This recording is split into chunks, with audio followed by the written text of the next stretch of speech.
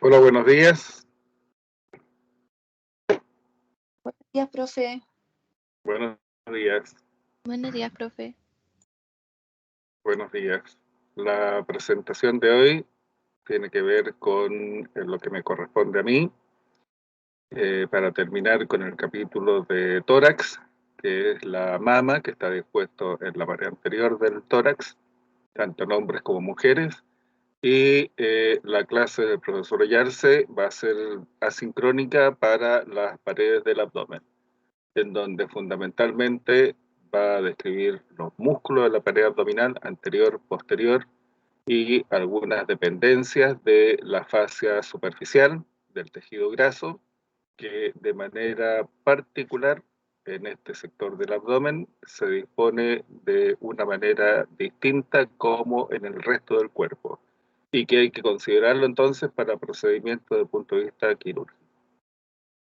Entonces, la clase de hoy tiene que ver con la mama, que corresponde a la disposición a lo que se encuentra en la parte profunda y que corresponde entonces a la glándula mamaria, que está presente tanto en el hombre como en la mujer. En la mujer es mucho más evidente, dadas las características sexuales secundarias provocadas por la pubertad, se desarrolla con el objeto de poder ser funcional en el momento del embarazo y posterior lactancia. En el caso del hombre queda sometida a un estado rudimentario, sin embargo representa también un problema desde el punto de vista clínico cuando se afecta. Hay cáncer de mama tanto en la mujer en un mayor porcentaje, pero también hay cáncer de mama en el hombre que alcanza a un bajo porcentaje, no más allá del 2 al 5% de los cánceres de mama. Y la mama es una estructura entonces que se ubica en la pared anterior del tórax y que se extiende por la parte superior desde la segunda costilla hasta la sexta costilla. Esta es una presentación normal, lo que significa un gran porcentaje de las personas tiene este tipo de presentación. Sin embargo, hay mamas que exceden al tamaño normal y en este caso pueden caer por debajo de la sexta costilla o pueden aparecer ya inmediatamente por debajo de la región infraclavicular. En la parte medial, la mama no llega más allá que la línea paraesternal y en la parte lateral, por una prolongación que tiene la estructura, que aquí no es posible de apreciar, presenta una prolongación axilar, no se extiende más allá de lo que corresponde a la línea axilar anterior. La región axilar es una estructura de forma piramidal, lo hemos conversado ya en miembro superior, que presenta una pared anterior que está delimitada por el músculo pectoral mayor, que presenta una pared posterior que está delimitada por el latísimo del dorso, que presenta una pared lateral que está delimitada por los elementos correspondientes al brazo, presenta una pared medial que está representada por los elementos correspondientes a las costillas y al serrato anterior. Entonces, esta mama en la parte lateral no llega más allá que la línea axilar anterior, que se desprende desde el sector correspondiente al margen del músculo pectoral mayor. Existe otra línea que se denomina línea axilar posterior, que no viene al caso como límite, pero es importante explicarla, que está formada por la prolongación del borde del latísimo del dorso y una línea axilar media que parte desde el vértice de la axila hasta la parte caudal, que es importante, por ejemplo, en lo que correspondía a la prolongación de la fisura horizontal. A nivel de la cuarta costilla, con la línea axilar media, en la intersección de la fisura oblicua, comenzaba su trayecto hasta llegar al borde del esternón. Lo que nos interesa ahora es la línea axilar anterior. Tiene un promedio, lo vuelvo a repetir, un promedio normal de aproximadamente 10 a 11 centímetros de altura por un diámetro transversal de 12 a 13 centímetros y por un espesor en el sentido anteroposterior de aproximadamente 5 a 6 centímetros. Esa es la consideración normal para las dimensiones de la mama. Tiene algunas estructuras que son de dependencia de tipo cutáneo, como por ejemplo una zona de aproximadamente forma circular, que es una dependencia cutánea que se denomina la areola mamaria, que tiene un color distinto, que tiene glándulas distintas, unas glándulas sebáceas modificadas para poder proteger de la lactancia a esta zona que es bastante delgada, y en el punto medio de la areola hay un levantamiento de aproximadamente 1 centímetro de altura por medio centímetro de diámetro transversal, que es el pezón o la papila mamaria. En el vértice de este pezón o la papila mamaria hay una serie de conductos que van a transportar lo que va a estar produciendo la glándula hacia la parte externa. Se abren estos conductos a nivel del vértice del pezón o papila mamaria. Y hay un surco en la parte inferior que delimita de la pared anterior del tórax, de la pared costal anterior, que se denomina el surco submamario. Hay medidas ideales que el cirujano plástico o el cirujano que va a hacer una reconstrucción de la mama considera y que parten. Hay dos dimensiones que son exactamente parecidas, pero tienen puntos de partida distintos. Uno parte desde la incisura external, horquilla external o escotadura yugular, que es lo mismo, hasta el vértice del pezón. La otra consideración nace desde la línea medio clavicular hasta el vértice del pezón. Y coincidentemente, las dos líneas trazadas tienen la misma dimensión, de 19 a 21 centímetros. Hay mamas que se encuentran caídas, hay mamas que se encuentran en una posición superior. Habitualmente, las mamas tienen una presentación asimétrica bastante pequeña. No es significativa la diferencia, puede ser de medio centímetro hasta de 1 centímetro en presentación de altura. No hay nadie simétrico en lo derecho y en lo izquierdo, pero estas son las dimensiones de mamas en posición normal. Desde el pezón hasta la línea medio external también hay una distancia promedio entre 9 a 11 centímetros, y entre el surco submamario y el pezón también hay una distancia que es de 5 a 6 centímetros. Para una reconstrucción, ya sea por una extirpación de la glándula en algún paciente que tenga un diagnóstico de cáncer, para una implantación de una prótesis y reconstrucción mamaria, estas son las medidas entonces que hay que considerar. Obviamente con su contralateral. Si la contralateral es más grande, es más pequeña, tiene una presentación de lateralidad, la otra también habría que dejarlo en más o menos las mismas condiciones. Lo que habíamos explicado, la persona se está cubriendo la posición de la glándula mamaria, pero se observa la región axilar, la fosa axilar, con la pared anterior, formada por el pectoral mayor, un músculo sobre el cual la glándula mamaria se apoya de manera directa a través de una fascia, la fascia muscular del pectoral mayor, la fascia anterior, una pared posterior formada entonces por el latísimo del dorso, una pared medial, en donde están las costillas y el músculo serrato anterior. Una pared lateral que está formada por los elementos que corresponden a la región braquial. El vértice de la fosa axilar y las líneas que ya habíamos descrito, siguiendo el contorno del pectoral mayor hasta la cresta ilíaca, la línea axilar anterior, siguiendo el contorno del latísimo del dorso hasta la cresta ilíaca, la línea axilar posterior, y una línea imaginaria que parte desde el vértice de la axila hasta la cresta ilíaca y que es la línea axilar media. Desde el punto de vista del origen de la glándula mamaria, el origen embriológico de la especie humana es muy similar al resto de las especies mamíferas.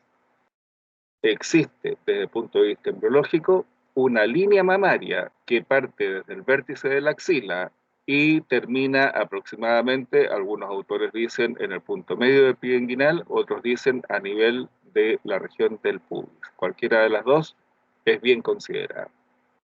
Y a lo largo de esta línea mamaria, en un estado embriológico, se presentan varias glándulas mamarias que finalmente quedan reducidas a la presentación final, en el caso de la especie humana, a la glándula que está dispuesta entre la segunda hasta la sexta costilla. Sin embargo, hay a veces alteraciones del desarrollo embriológico que se pueden dar por diferentes circunstancias. El próximo año en embriología ustedes lo van a ver, que pueden presentar glándulas mamarias supernumerarias. Y estas glándulas mamarias supernumerarias siempre aparecen en la proyección de lo que corresponde a la línea mamaria. A veces en internet van apareciendo una serie de fotografías que no corresponden a la realidad. Por ejemplo, hay unas imágenes trucadas en las cuales las personas aparecen con una mama en el punto medio de la región external. Ese tipo de mama no existe. Es una adulteración de la fotografía. Las glándulas mamarias accesorias o supernumerarias tienen que aparecer a lo largo de esta línea mamaria.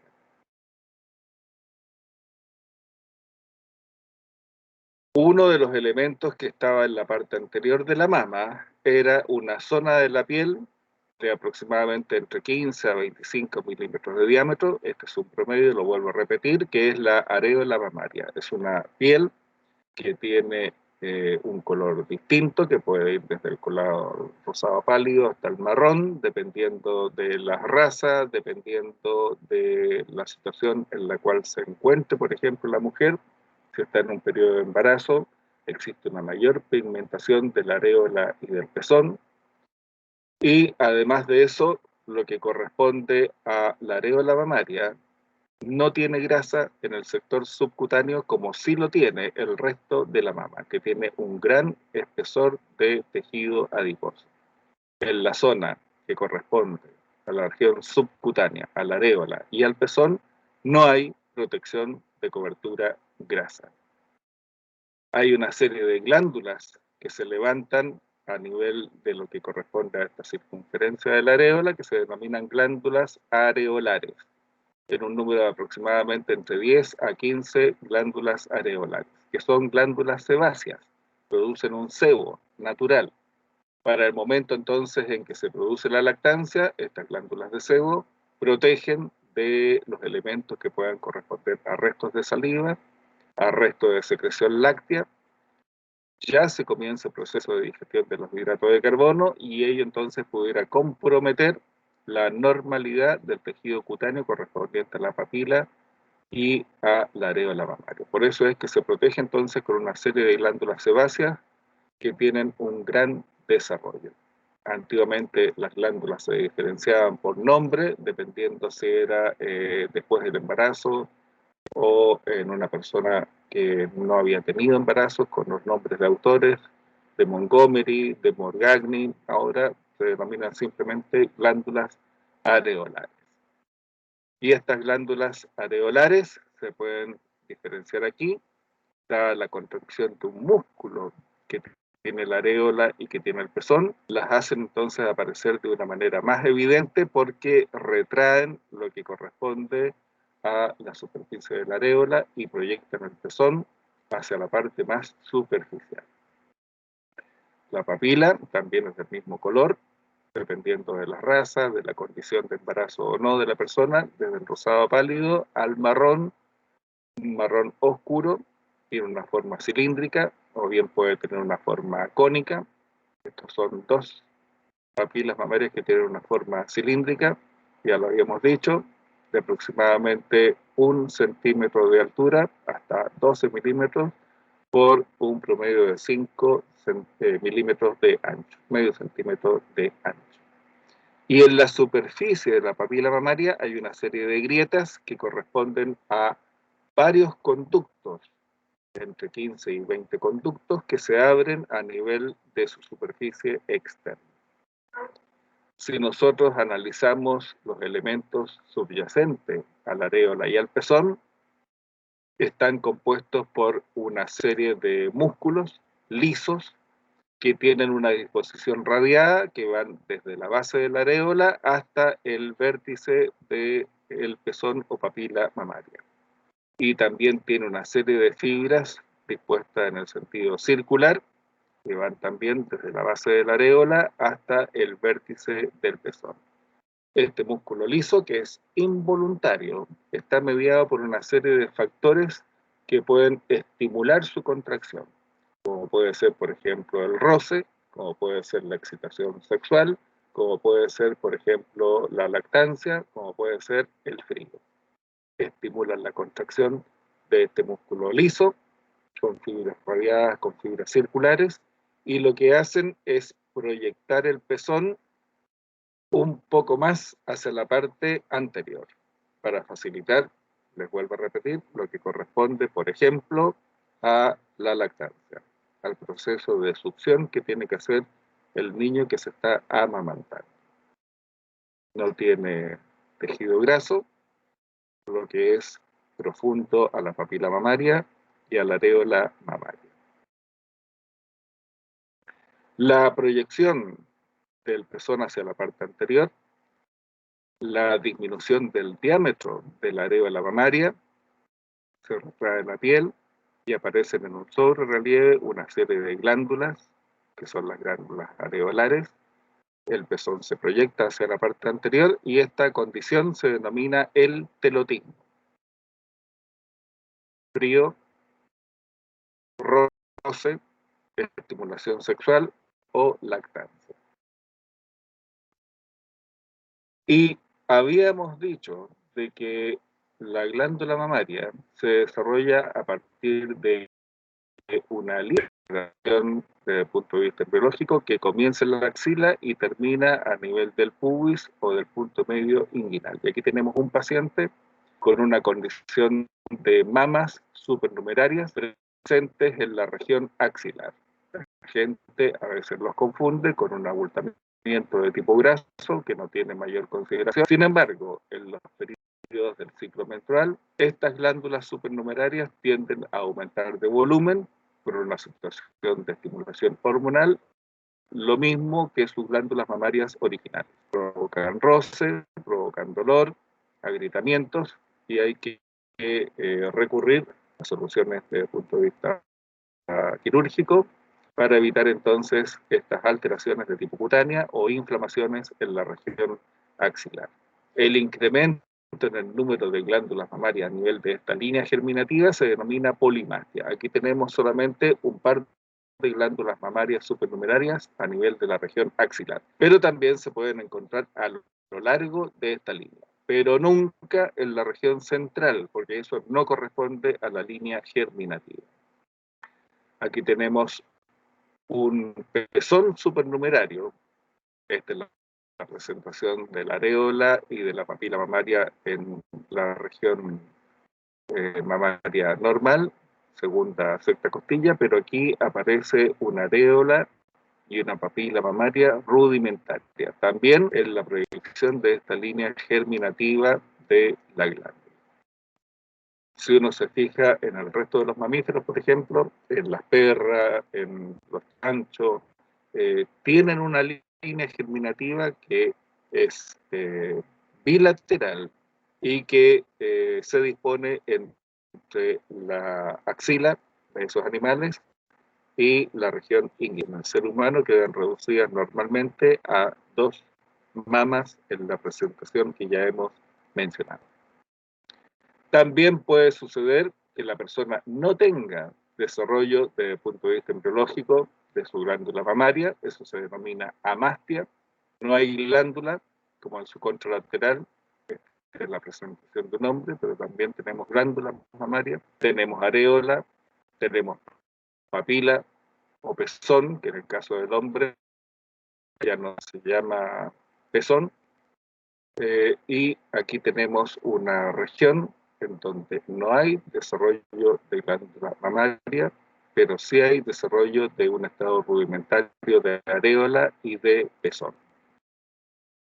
En este otro caso, no hay desarrollo de glándula mamaria y además tampoco hay desarrollo de areola y de papila mamaria, lo que se denomina una amastia acompañada de una ateria. Si nosotros ahora observamos la mama en un corte sagital, para ver los elementos que tienen que ver con su configuración interna, Aquí no lo vemos, tendríamos que verlo de frente, pero la mama tiene una forma redondeada, aproximadamente circunferencial, con una prolongación en dirección hacia la región axilar, que es la denominada prolongación axilar o cola de Pence, que es el nombre del autor que lo describió en la antigüedad. Esta mama se encuentra apoyada sobre un tejido adiposo que se denomina el tejido adiposo retromamario, que es delgado, pero también está cubierta anteriormente por un tejido adiposo de gran consistencia y que protege la glándula tanto en la parte anterior o superficial como en la parte posterior. Pero el tejido adiposo retromamario es más plano. En abdomen ustedes van a ver que la fascia superficial, que hace referencia a la capa de tejido adiposo, que forma la capa más profunda de la piel, sobre todo en el abdomen y también a nivel de la región mamaria, el tejido adiposo o el tejido subcutáneo tiene dos hojas, una hoja superficial, que es abundante, que es granulosa, que es gruesa, y también hay una hoja profunda que es más de tipo fibrosa, que tiene menos espesor. La glándula entonces está apoyada sobre el tejido adiposo, delgado en su parte posterior, pero protegida por un gran panículo adiposo en su parte anterior. Se encuentra también en contacto con la fascia superficial, la hoja anterior del músculo pectoral mayor. Esto es muy importante en las relaciones de disfunciones de la mama o de la región pectoral porque se pueden confundir lesiones musculares con lesiones de tipo glandular. Hay unos ligamentos que parten desde el sector subcutáneo y llegan hasta lo que corresponde a la capa célulo-adiposa profunda retromamaria, y estos ligamentos lo que hacen es cumplir dos funciones. Primero, mantener en suspensión, en fijación, la glándula mamaria, porque van desde la parte superficial hasta el tejido retromamario, pero también estos ligamentos que corresponden al tejido fibroso, como pasan desde el plano superficial hacia el plano profundo, van formando una serie de tabiques en cuyo interior se van alojando los lóbulos de la glándula mamaria. La glándula está compuesta por varios lóbulos, en general de 15 a 20, que se encuentran en compartimentos tabicados por los ligamentos suspensorios o ligamentos también denominados de Cooper. Es muy importante. Cuando las personas no usan sostén o un sujetador apropiado y tienen un peso mayor de la mama, estos ligamentos, como cualquier otro ligamento, se distiende y permite entonces que la mama ya no tenga la posición entre la segunda y la sexta costilla, sino que por peso y por distensión de los ligamentos, la mama va presentándose en una posición más caudal. En una presentación en la parte anterior, vemos los ligamentos de Cooper o ligamentos suspensorios que van desde las proximidades de la región profunda, la areola y al pezón, en busca del tejido retromamario. Van formando tabiques y en el interior de estos tabiques se encuentran los lóbulos de la glándula mamaria. Aquí lo tenemos, en la parte profunda están ubicados los lóbulos de 15 a 20, tienen una presentación cónica cuya base está mirando hacia el tejido retromamario, hacia el tejido graso retromamario, y cuyo vértice está apuntando hacia la parte anterior y se continúa con un conducto cada uno de estos lóbulos. Si hay 15 a 20 lóbulos, van a haber 15 a 20 conductos que transportan lo que la glándula mamaria está produciendo, que es la secreción láctea, lo transportan a través de estos conductos que se denominan conductos lactíferos. Estos conductos lactíferos, en la profundidad de la areola y del pezón, presentan una dilatación que se denomina el seno lactífero, que es en donde se acumula la leche que es producida entonces por la estructura glandular. Y cuando llegue el momento de la succión que está ejerciendo el lactante, se produce un vaciamiento de estos senos lactíferos. hasta que finalmente no sale nada de esa mama y hay que cambiar de posición, mientras la otra comienza nuevamente el llenado de la secreción de los senos lactíferos. Glándula mamaria, conducto lactífero, seno lactífero, y después se continúa entonces con el conducto lactífero abriéndose en la papila mamaria. Los senos lactíferos, aquí aparece una dimensión, pueden ir entre el milímetro hasta los 8 milímetros de diámetro. Cuando ustedes han visto a un niño que se encuentra lactando, ustedes ven que la madre pone al niño en un pecho para que succione. El niño llega un momento, pasado unos 3-5 minutos, que se comienza a poner incómodo porque ya no sale leche, y entonces lo que hace la madre es cambiarlo de posición. Lo que pasa es que los senos lactíferos quedan vacíos, entonces es necesario hacer el cambio para que la otra mama comience a alimentar a este niño. Todo mediado por una cuestión hormonal que lo van a ver en fisiología, y también vamos a ver algunos aspectos de hipotálamo, hipófisis y glándulas endocrinas en neuroanatomía. Esta es la prolongación axilar o cola de Spence, que se proyecta hasta la región axilar, dispuesta en la pared anterior de la axila, y que organiza la estructura de la mama en cuadrantes. Esta es la parte medial, la parte lateral, la parte superior, la parte caudal. Y los cuadrantes, de acuerdo a su posición, se denominan superomedial, inferomedial, inferolateral, superolateral y un agregado del superolateral, que es la cola axilar o cola de Spence. Si esto lo llevamos a la clínica estética, algunas personas a veces como reconstrucción o también como algo estético para poder mejorar su condición de mama poco desarrollada, se realizan un implante mamario, y estos implantes mamarios pueden tener varias formas de poder disponerse, pero siempre son por detrás de la glándula mamaria. Aquí tenemos la presentación normal, la glándula mamaria. Aquí tenemos la presentación del implante, que es por debajo de la glándula, pero por delante de la fascia del músculo pectoral mayor. Y aquí tenemos una presentación que es doble, siempre ubicada por detrás de la glándula, pero ahora de manera directa. Una parte del músculo pectoral mayor se hace un bolsillo, va hacia la parte anterior del implante mamario, mientras que otra parte del músculo pectoral mayor queda por la parte posterior del implante. Y esto en ningún caso afecta la funcionalidad de la glándula mamaria. Desde el punto de vista de la irrigación, hay varios elementos que tenemos que recordar en la irrigación de la glándula mamaria.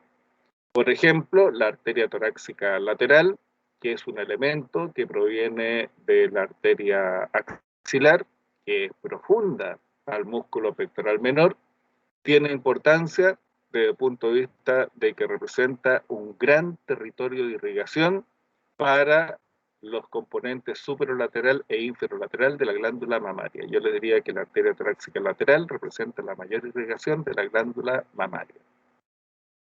Y después vienen las arterias intercostales anteriores, 2, 3 y 4, que se originan de la arteria torácica interna y que van hacia la parte medial, superomedial e inferomedial de la glándula mamaria. Las arterias intercostales posteriores, que avanzan por el espacio, son responsables de la irrigación a nivel de la parte retromamaria, la parte profunda de la glándula mamaria, correspondiente entonces a los espacios 2, 3, 4. Después viene la arteria tóraco-acromial, que tenía varias ramas de división, también depende, junto con la arteria torácica lateral, de la segunda porción de la arteria axilar.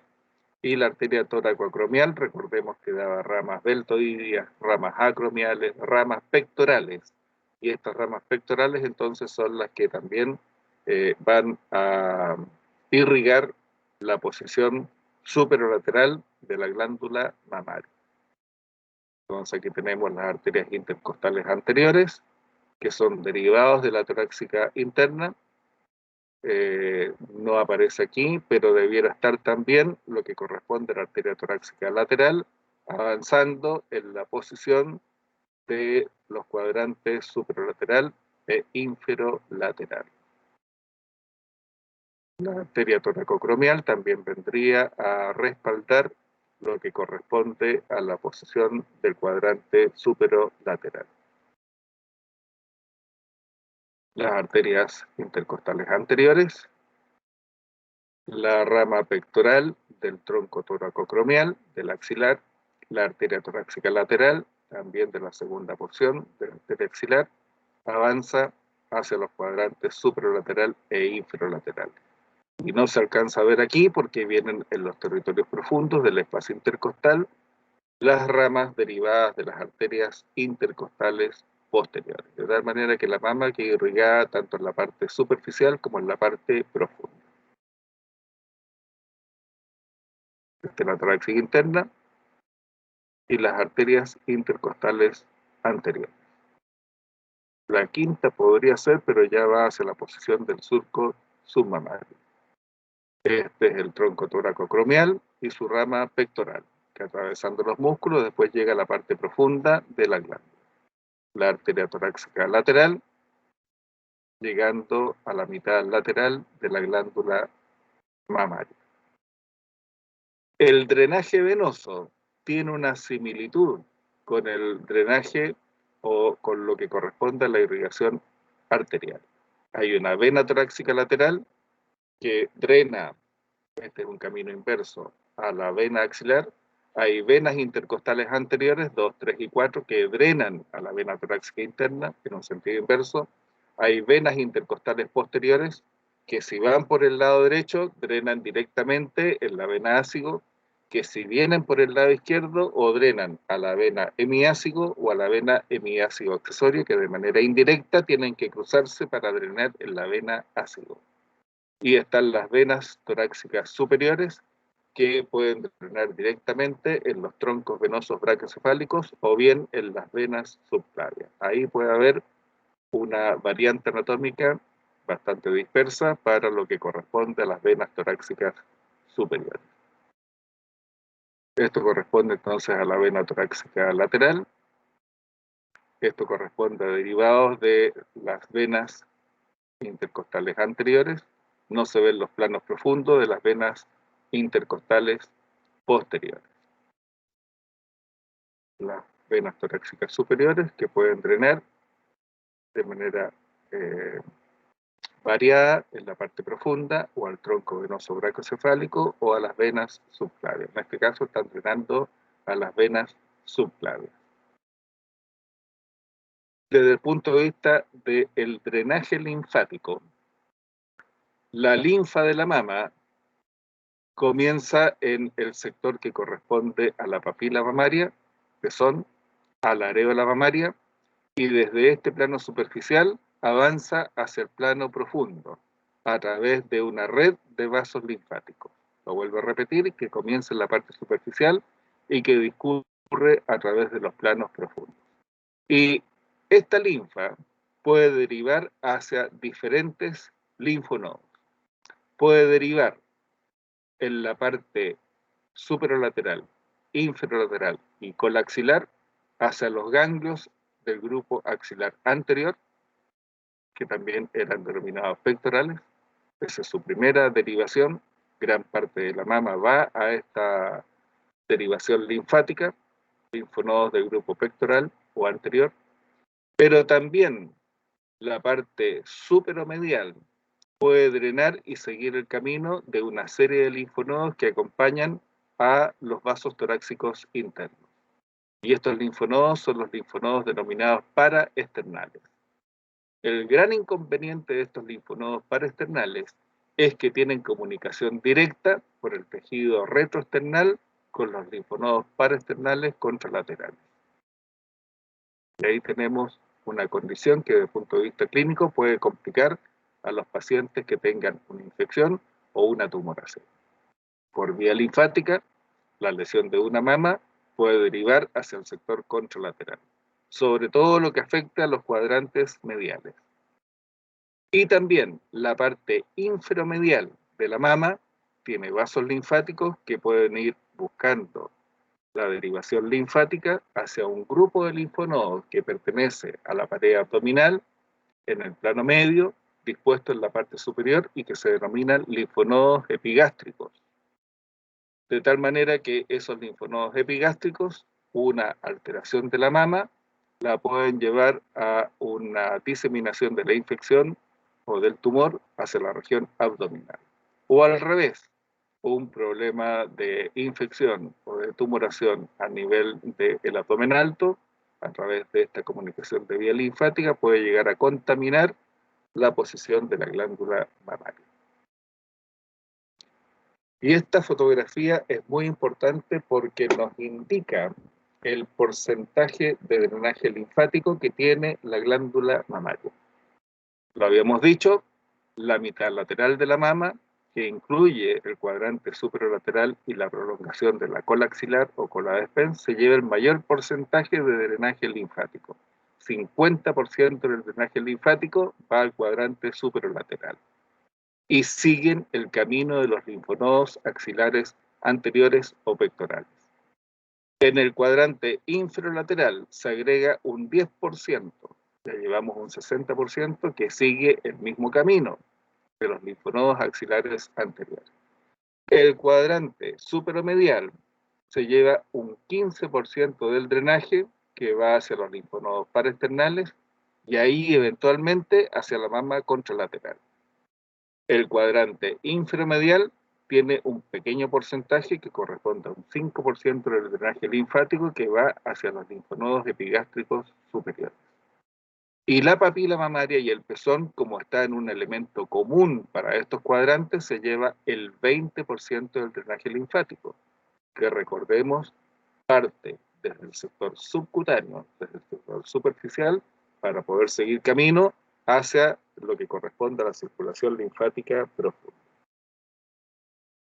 Entonces los cuadrantes laterales tienen el 60%, los cuadrantes mediales tienen el 20%, y para poder llegar al 100 entonces hay un 20% de drenaje linfático que se reparte en estos cuadrantes, pero que corresponde al drenaje de la papila y de la areola mamaria. Las líneas nos indican los puntos de comunicación que tienen con los vasos linfáticos. Vasos linfáticos, por ejemplo, supraclaviculares, vasos linfáticos y linfonodos de la región axilar, vasos linfáticos y linfonodos de la región epigástrica, vasos linfáticos de la región paraesternal que pueden comprometer la mama contralateral.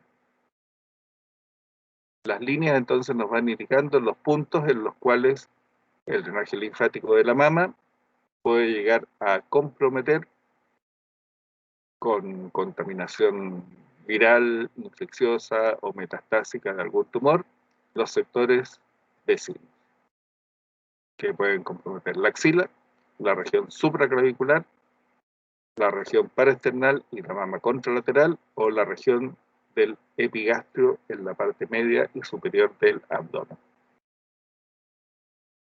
Y aquí hay un elemento importante, nadie se los va a preguntar, pero es importante considerarlo. Es un cuadro, este es un cuadro de un libro de un argentino, Eduardo Pro, de la Universidad de Buenos Aires, en la cual nos indica el nivel de grupo de linfonodos, la ubicación muy importante en clínica en relación al músculo pectoral menor, unos que se ubican lateral al músculo pectoral menor, unos que se encuentran a lo largo o profundo al pectoral menor y otros que se ubican medialmente al pectoral menor. Esta es una referencia que desde el punto de vista de los elementos colaterales de la arteria axilar también ya los habíamos utilizado. Arterias colaterales, una que nacía en la etapa previa, antes de meterse profundo al pectoral menor, que era la arteria torácica superior. Eso es lo que significa medialmente. Otras que estaban dispuestas en la parte profunda, al pectoral menor, tronco tóraco-acromial y arteria torácica lateral. Hay linfonodos que están a lo largo de la parte superficial o de la parte profunda del pectoral menor. Y hay otras que están a caudal o a lateral del pectoral menor, que eran las ramas derivadas de la tercera porción, la arteria subescapular, la arteria circunflejo humeral anterior y circunflejo humeral posterior. Esto mismo se utiliza desde el punto de vista del drenaje linfático y orientado al pronóstico de las lesiones de tipo cancerosas que puede tener un paciente. Mucho más porcentaje en mujeres que en hombres, pero en hombres también existe. El grupo de linfonodos afectados, ya los conocemos, y los compromisos metastásicos y tasa de supervivencia a 5 años. Si los linfonodos afectados están en la porción caudal o lateral al pectoral menor, hay una sobrevida de aproximadamente un 65% de estos pacientes a los 5 años. Si están profundos al pectoral menor, hay una sobrevida de 31% a los 5 años de comienzo de aparición de la enfermedad.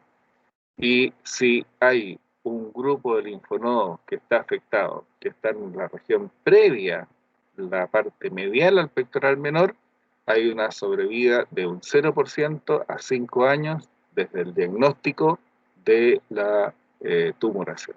Estos son promedios, obviamente que hay personas que se van arrancando de estos promedios por una serie de circunstancias, el estado de ánimo, algunas terapias alternativas, alguna cirugía correctiva o algunos tratamientos de quimioterapia o de radioterapia. Pero es solamente para poder tener en consideración. Y para apoyar esta imagen del Netter que yo he modificado, nos entrega 3 colores de advertencia. Lo que está de color verde, que son los linfonodos pectorales, o incluso también los laterales, que se pueden detectar como unos linfonodos centinelas de alguna alteración de la glándula mamaria. Estos tienen una sobrevida de aproximadamente 65% a los 5 años.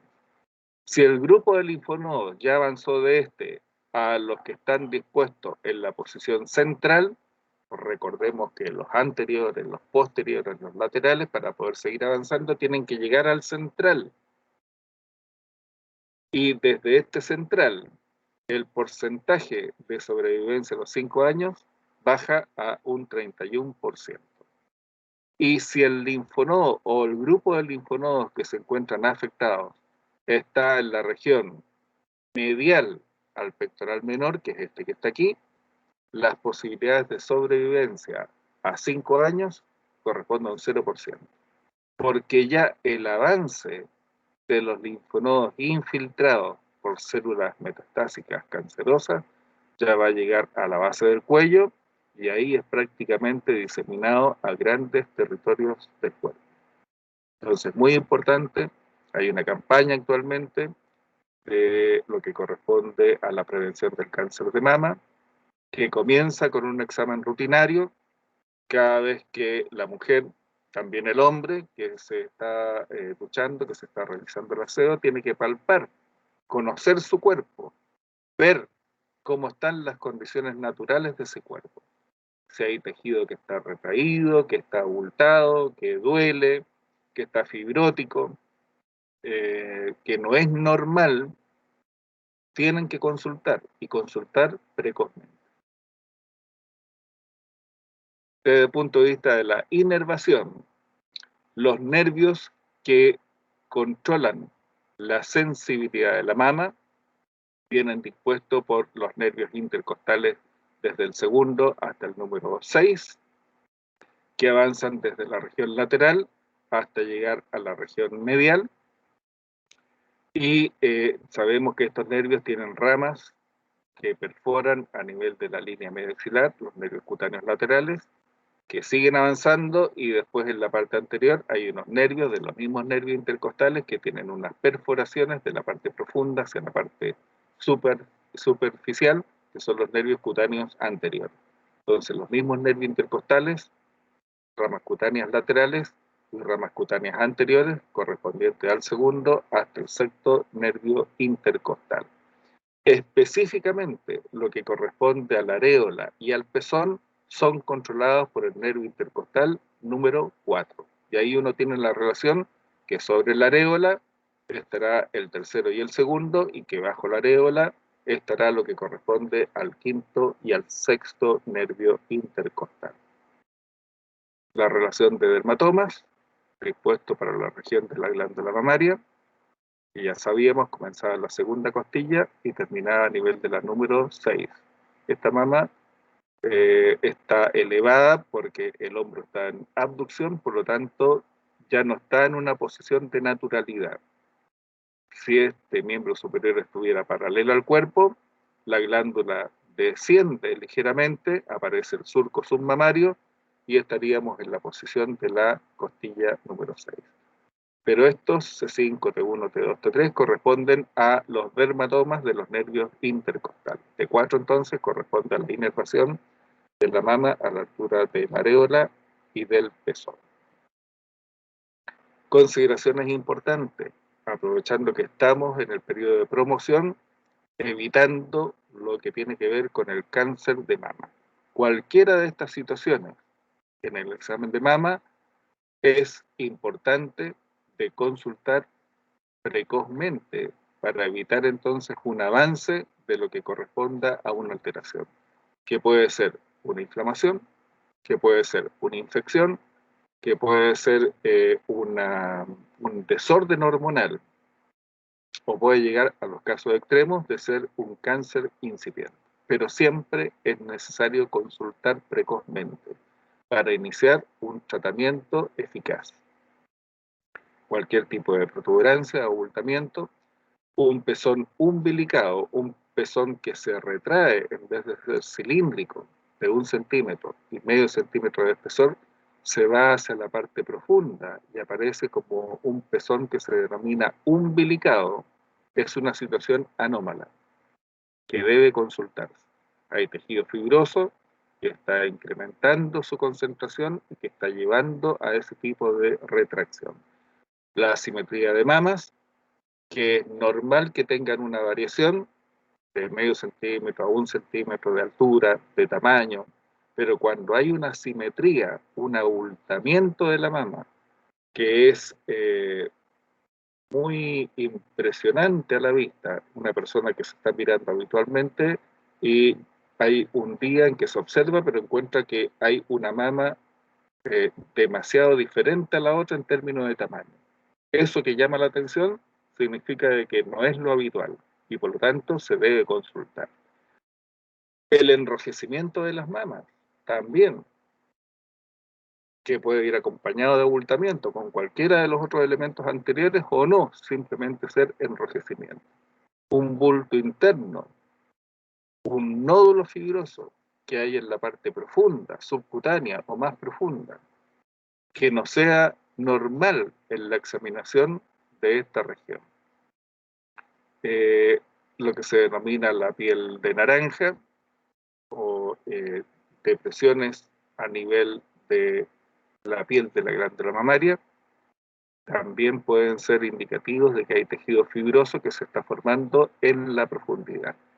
El endurecimiento de las mamas tienen una consistencia grasa de protección en la parte premamaria y en la parte retromamaria. Además, los lóbulos de la glándula mamaria son lóbulos blandos, depresibles. Pero si esta consistencia cambia por la de un tejido duro, hay que consultar. Los fluidos de tipo desconocidos también pueden indicar algún tipo de alteración, que se esté secretando un líquido similar al color de la sangre, por ejemplo, de color naranja, de color amarillo, secreción láctea, puede indicar tumores de hipófisis, de hipotálamo, que se están reflejando a nivel de la función de la glándula mamaria. Sobre todo si no están en periodo de lactancia. Un hombre o una mujer que no estén en periodo de lactancia, que no tengan procesos gestacionales y que tengan fluidos a nivel de su glándula mamaria, es un indicativo de que hay algo disfuncional que puede estar ocurriendo o en la glándula, o en la hipófisis, o en el hipotálamo. Depresiones, bandas o puntos que aparecen deprimidos en la superficie mamaria. Erosiones en la piel, escozor, irritación, enrojecimiento, o un plexo venoso que comienza a aumentar su calibre. Nos indica entonces que hay mucha inflamación en la región. Todo esto tiene que ser consultado prematuramente. Algunos elementos desde el punto de vista clínico, existe un diagnóstico que se denomina la displasia mamaria, que es un trastorno benigno que se debe fundamentalmente a alteraciones de tipo hormonales, muy frecuente en mujeres entre los 20 y los 30 años, que tiene una solución de tipo hormonal. Mediante hormonas, la paciente ingiere estos componentes hormonales que están proporcionados de acuerdo al ciclo menstrual y se ordena la situación de formación de quistes de tipo fibroso, que se les compara con la forma de avellanas, que es un tejido duro, que se pueden encontrar en un número variable, 1, 2, 3, 4, en el tejido que corresponde a la mama. Si la persona ingiere medicamentos anticonceptivos, se regula todo lo que tiene que ver con los niveles de producción de hormonas y estas displasias mamarias tienden a desaparecer. Pero siempre hay que considerarlo. Siempre lo importante es la mamografía, porque estas displasias mamarias, cuando no tienen control, eventualmente también pueden avanzar hasta constituir un problema de tipo canceroso. Son problemas benignos, pero pueden desencadenar en un problema de tipo canceroso. La mamografía, obviamente que es el recurso de imagenología ideal para poder realizar el procedimiento de detección precoz junto con el examen de la mama para los cánceres de mama. Es un procedimiento de radiografía que es doloroso porque hay que aplicar presión sobre la mama para poder distenderla sobre la placa de impresión de tipo radiológico y observar entonces las texturas fibrosas, normales y patológicas de la región de la mama. Aquí tenemos tres elementos: el contorno a través de una vista sagital de la mama, perdón, una vista axial cefalocaudal, que presenta fibrosis a nivel de lo que corresponde al pezón y a la areola mamaria. Este es un cáncer incipiente. Pero aquí tenemos un tejido que está completamente infiltrando la glándula mamaria. Muy fibroso, muy denso. Y esta es una mamografía normal. Si uno compara esta mamografía con tejido blando, que es radiolúcido, transparente, con este, que es radiopaco en un gran porcentaje de la mama, con este, que es el de un cáncer incipiente, hay mucha diferencia. La textura va haciendo la diferencia. Y obviamente que también va haciendo la diferencia el número de células infiltradas dentro del porcentaje que le corresponde a la superficie mamaria. Probablemente acá ustedes después lo van a conocer con números, con estadios para cada uno de estos cánceres. La única solución es extirpar la mama, pero no solamente la mama, sino que además hay que resecar linfonodos que ya hayan sido infiltrados. Probablemente los linfonodos axilares anteriores, los centrales, los apicales, paraesternales, dependiendo de su infiltración. También hay procedimientos de imagenología que se hacen inyectando ciertos elementos radiopacos a través de la vía linfática y que van recorriendo el camino de linfonodos que ya hayan sido afectados por el proceso de metástasis. Con ese procedimiento que les va a indicar exactamente cuál es la infiltración, ustedes van a ir al proceso de tipo quirúrgico para poder extraer aquellos linfonodos que ya hayan sido infiltrados, comprometidos.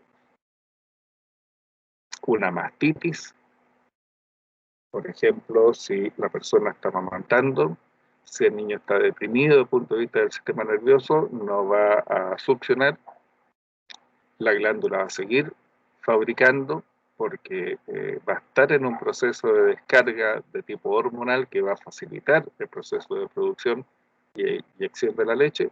Si esa madre no se saca leche, la glándula se va a empezar a inflamar. La secreción, que no es drenada hacia el exterior, se va a comenzar a infectar. Y se va a ver una mama enrojecida, una mama aumentada de tamaño, con gran dolor, que después incluso comienza con agrietamientos a nivel de la areola y del pezón. Obviamente que esta madre también va a evitar que su niño succione, provocando mayor inflamación. A veces es tanta la infección que hay que hacer un corte a nivel del surco submamario para poder drenar, ya no secreción de tipo láctea, sino que secreción de tipo purulenta que afecta a la estructura de la glándula. Eso es lo que tiene que ver con la presentación de hoy. Esta señora, por ejemplo, podría tener una solución desde el punto de vista obstétrico. Hay unos aparatos que se llaman sacaleche, que tienen una bomba de goma que se aprieta y se descomprime y genera entonces una presión negativa para poder sacar leche. Y ya no le va a generar el dolor que está provocando al niño por la succión, pero es necesario sacar la secreción que se está produciendo. Si no, se retiene y se descompone. Ese sacaleche es distinto y mucha gente lo confunde con una pezonera. A veces las personas no desarrollan pezones adecuados, cilíndricos, y de 1 centímetro, por medio centímetro de ancho. Y no hay diferencias prácticamente entre la areola y el pezón. Termina todo en una estructura cónica, o bien plana. En ese caso, el niño no va a tener dónde afirmar sus labios para poder realizar la succión. Y ahí se utiliza otro instrumento que se denomina pezonera y que habitualmente se confunde con el sacaleche. La pezonera es un elemento de silicona que se adhiere al contorno de la areola y que tiene una simulación de pezón. Eso es la pezonera. Lo otro, que tiene una goma de compresión y descompresión y que tiene un depósito de leche, es un sacaleche. Ambos elementos entonces son requeridos para cuando hay un proceso de inflamación. La saliva del niño tiene enzimas amilasas salivales que comienzan con el proceso de la digestión de los hidratos de carbono, y la leche tiene hidratos de carbono. Entonces, después de amamantar hay que pasarse agua o agua con bicarbonato para poder limpiar los restos de saliva que pudieran quedar junto con los restos de leche. Si queda resto de leche, si quedan restos de saliva y no se hace un buen aseo, la digestión se está realizando a la altura de este tejido cutáneo, que es delgado y que no tiene protección desde el punto de vista graso. ¿Alguna pregunta?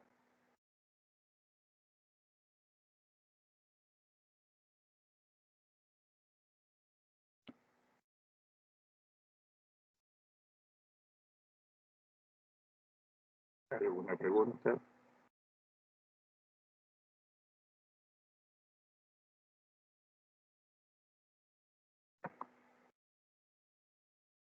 Aprovechando que hay tiempo, en el Moodle hay un laboratorio de vasos y nervios y hay un laboratorio de corazón. No lo vamos a desarrollar en extenso porque Todos están acompañados por flechas, por nombres, por números, de tal manera que es fácil de seguirlo. Están dispuestos de esta manera. Flechas indicativas de cuáles son los elementos.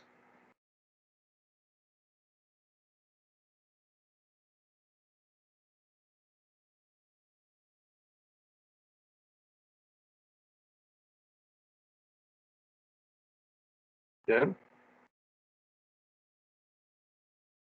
Así en general.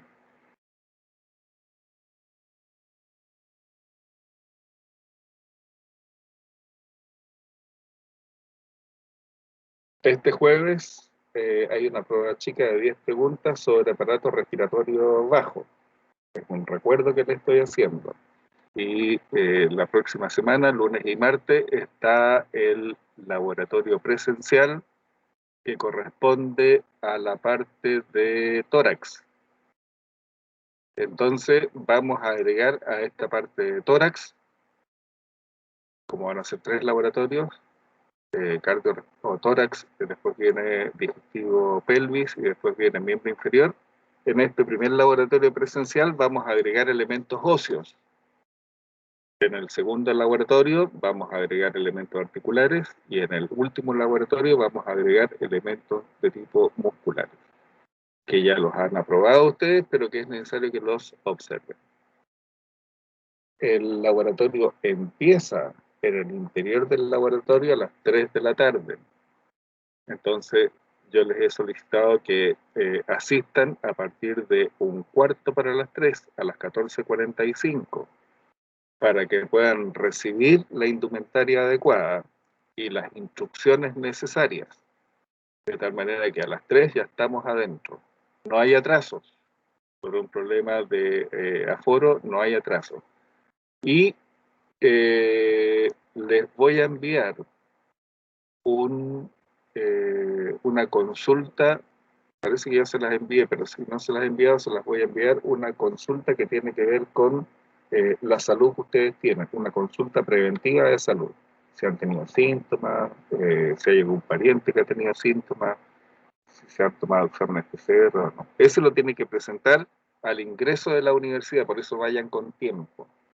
Tienen que estar en el pabellón que está al lado del gimnasio a partir de las 14:45. Entre que ustedes ingresen a la universidad, entreguen el formulario y lleguen al pabellón de anatomía, les puede tomar, dependiendo de las personas que vayan ingresando a la universidad, unos 5 a 10 o 15 minutos.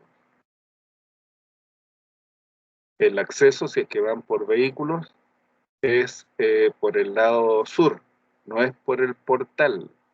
Si ustedes van como peatones, pueden entrar por el portal. Ustedes ingresan con vehículos, la entrada vehicular es por el acceso sur, que está entre la universidad y Jardines del Sur, en la calle de subida.